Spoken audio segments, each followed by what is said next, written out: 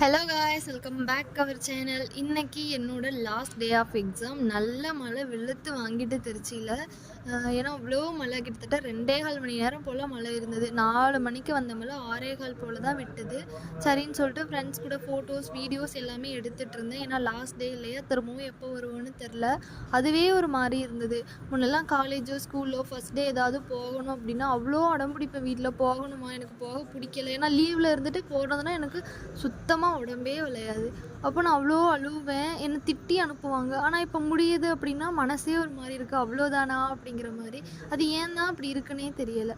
சரின்னு சொல்லிட்டு ஒரு 6:15 போல் மழை விட்டதும் கிளம்பிட்டோம். போகிற வழியில் டீ கடையில் நல்லா பஜ்ஜி, அதுக்கப்புறமா மெதுவடை இதெல்லாம் சூடாக போட்டுட்டு இருந்தாங்க. சரின்னு சொல்லிட்டு மலைக்கு போயிட்டு எல்லாம் சாப்பிட்டுட்டு இருந்தோம். அங்கே சாப்பிட்டுட்டு இருக்கும்போதே திரும்பவும் மழை பிடிச்சிட்டு, சரின்னு அங்கேயே ஒரு 1 மணி நேரம் கிட்ட இருந்திருப்போம்.